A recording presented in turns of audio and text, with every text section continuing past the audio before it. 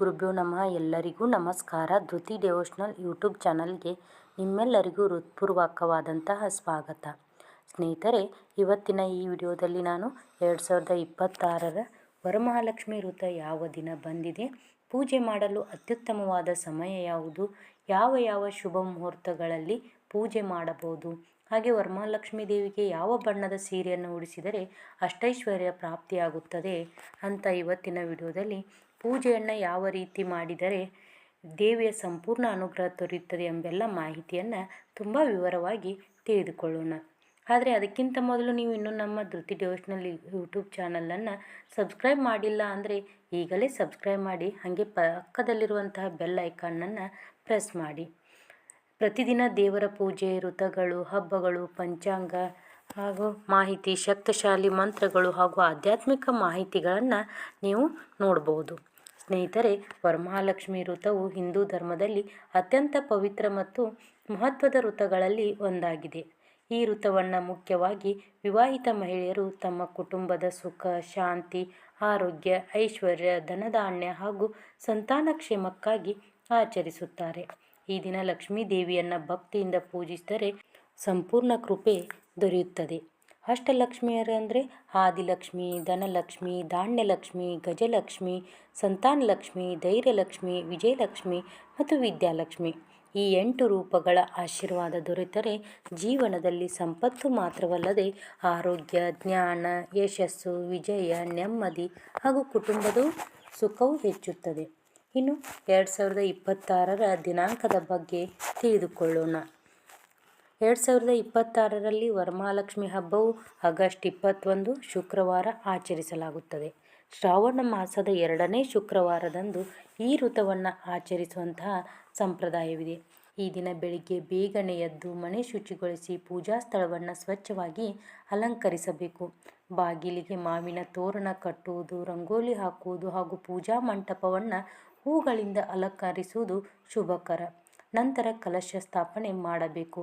ಬೆಳ್ಳಿ, ತಾಮ್ರ ಅಥವಾ ಪಿತ್ತಳದ ಕಲಶವನ್ನು ಇಟ್ಟು ಅದರಲ್ಲಿ ಸ್ವಚ್ಛವಾದ ನೀರು ಹಾಕಿ ಅಕ್ಷತೆ, ಅರಿಶಿನ, ಕುಂಕುಮ, ನಾಣ್ಯ ಹಾಗೂ ಪಂಚಪಲ್ಲವಗಳನ್ನು ಇಟ್ಟು ಮೇಲೆ ತೆಂಗಿನಕಾಯಿ ಮತ್ತು ಮಾವಿನ ಎಲೆಗಳನ್ನು ಇರಿಸಿ ಲಕ್ಷ್ಮೀ ದೇವಿಯನ್ನು ಆವಾಹನೆ ಮಾಡಬೇಕು. ಕಲಶಕ್ಕೆ ಹೊಸ ಸೀರೆಯನ್ನು ಉಡಿಸಿ ಆಭರಣಗಳಿಂದ ಅಲಂಕರಿಸಬೇಕು. ಹೂವಿನ ಹಾರಗಳನ್ನು ಹಾಕಿ ದೇವಿಗೆ ಇಷ್ಟವಾದ ತಾವರೆ ಹೂವು, ಮಲ್ಲಿಗೆ, ಕಮಲ ಅಥವಾ ಸುಗಂಧ ಹೂಗಳನ್ನು ಅರ್ಪಿಸಬಹುದು. ಈಗ ಪೂಜೆಯ ಶುಭ ಮುಹೂರ್ತಗಳನ್ನು ನೋಡೋಣ. ಸಿಂಹಲಗ್ನ ಬೆಳಿಗ್ಗೆ 6:10ರಿಂದ 8:20ರವರೆಗೆ ಇದು ಅತ್ಯುತ್ತಮ ಮತ್ತು ಶ್ರೇಷ್ಠ ಸಮಯ. ವೃಶ್ಚಿಕ ಲಗ್ನ ಮಧ್ಯಾಹ್ನ 1ರಿಂದ 3:15ರವರೆಗೆ. ಕುಂಭಲಗ್ನ ಅಂದರೆ ಗೋಧೂಳಿ ಸಮಯ ಸಂಜೆ 7ರಿಂದ 8:30ರವರೆಗೆ. ವೃಷಭ ಲಗ್ನ ರಾತ್ರಿ 11:45ರಿಂದ ಆಗಸ್ಟ್ 22ರ ಬೆಳಿಗ್ಗೆ 1:40ರವರೆಗೆ. ಇವುಗಳಲ್ಲಿ ಬೆಳಿಗ್ಗೆ ಸಿಂಹ ಲಗ್ನದಲ್ಲಿ ಪೂಜೆ ಮಾಡುವುದು ಅತ್ಯಂತ ಶ್ರೇಷ್ಠವೆಂದು ಹೇಳಲಾಗುತ್ತದೆ. ಬೆಳಗಿನ ಸಮಯ ಸಾಧ್ಯವಾಗದವರು ಗೋಧೂಳಿ ಸಮಯದಲ್ಲಿಯೂ ಪೂಜೆ ಮಾಡಬಹುದು. ಸ್ನೇಹಿತರೆ, ಈಗ ಒಂದು ಪ್ರಮುಖ ವಿಷಯವನ್ನು ನೋಡೋಣ. ಅದು ಏನಪ್ಪ ಅಂತ ಅಂದರೆ 2026ರ ವರಮಹಾಲಕ್ಷ್ಮಿ ಪೂಜೆಯಲ್ಲಿ ದೇವಿಗೆ ಯಾವ ಬಣ್ಣದ ಸೀರೆಯನ್ನು ಉಡಿಸಬೇಕು.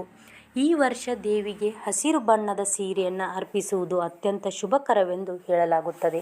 ಹಸಿರು ಬಣ್ಣವು ಸಮೃದ್ಧಿ, ಬೆಳವಣಿಗೆ, ಆರೋಗ್ಯ, ಧನಲಾಭ ಮತ್ತು ಐಶ್ವರ್ಯದ ಸಂಕೇತವಾಗಿದೆ.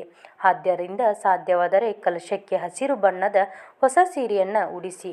ನೀವು ಕೂಡ ಹಸಿರು ಬಣ್ಣದ ಸೀರೆಯನ್ನು ಧರಿಸಿ ಪೂಜೆ ಮಾಡಿದರೆ ಇನ್ನೂ ಶುಭಕರ.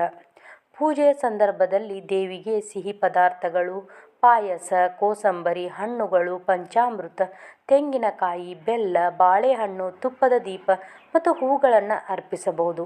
ಪೂಜೆ ಮುಗಿದ ನಂತರ ಮಹಾಲಕ್ಷ್ಮಿ ವ್ರತ ಕಥೆಯನ್ನು ಕೇಳುವುದು ಅಥವಾ ಓದುವುದು ಉತ್ತಮ.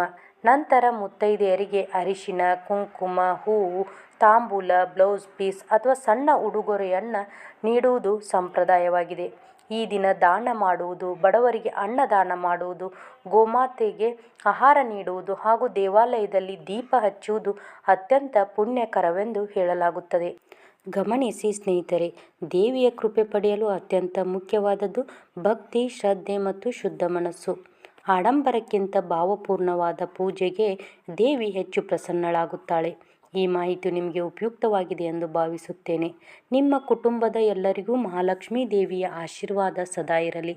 ನಿಮ್ಮ ಮನೆಗಳಲ್ಲಿ ಸುಖ, ಶಾಂತಿ, ಆರೋಗ್ಯ, ಐಶ್ವರ್ಯ ಮತ್ತು ನೆಮ್ಮದಿ ಸದಾ ನೆಲೆಸಿರಲಿ.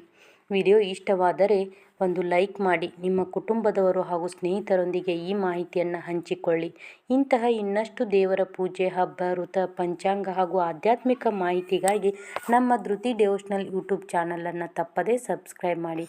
ಕೊನೆಯವರೆಗೂ ವಿಡಿಯೋ ನೋಡಿದ ಪ್ರತಿಯೊಬ್ಬರಿಗೂ ಹೃತ್ಪೂರ್ವಕ ಧನ್ಯವಾದಗಳು. ಸರ್ವೇ ಜನೋ ಸುಖಿನೋ ಭವಂತು. ಶ್ರೀ ವರಮಹಾಲಕ್ಷ್ಮೀ ದೇವಿಯ ಕೃಪೆ ನಿಮ್ಮೆಲ್ಲರ ಮೇಲೂ ಸದಾ ಇರಲಿ. ಓಂ ಶ್ರೀ ಮಹಾಲಕ್ಷ್ಮೀ ನಮಃ.